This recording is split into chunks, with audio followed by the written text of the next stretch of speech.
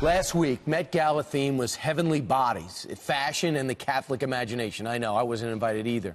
And Jimmy Kimmel decided to make one real nun the butt of his joke. I don't know what Catholic imagination these outfits came from, but the Catholic fashions from when I grew up were a little bit different. This is Sister Mary Frances O'Brien wearing the latest from J.C. Penney.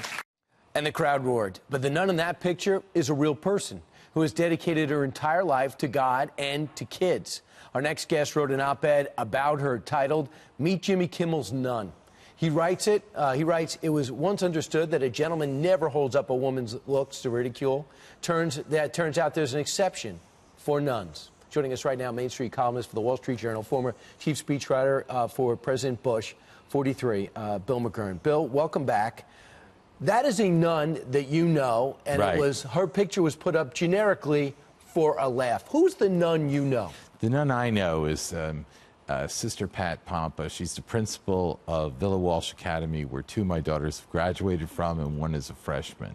So this is an extraordinary woman whose life is sacrificed for the education of girls. So were you stunned to see Jimmy Kimmel use her picture, perhaps randomly, as a nun to ridicule her looks? Yeah, I thought this woman, look, on the scale of things, a nun joke isn't that high, in the sense we've got Christians being beheaded overseas and churches burnt down.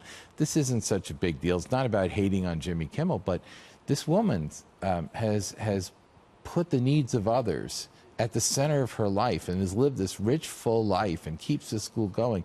She just deserves more than to be the laugh line of late-night TV. What has been the feeling among the parents who send their kids to that school, or among the graduates who know her?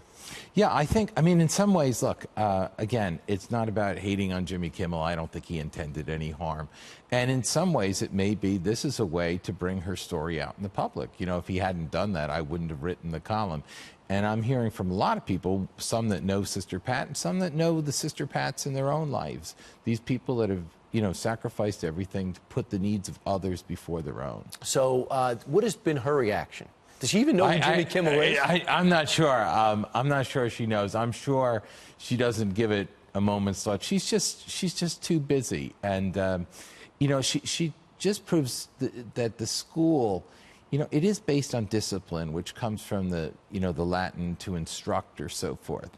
And it's really built on love. And I think that's what the people who know Sister Pat know, that this is an enterprise of love. And love is not Hallmark. Love is being there for the girl that gets pregnant, for the girl that has a drug problem, the girl who lost her mom to cancer.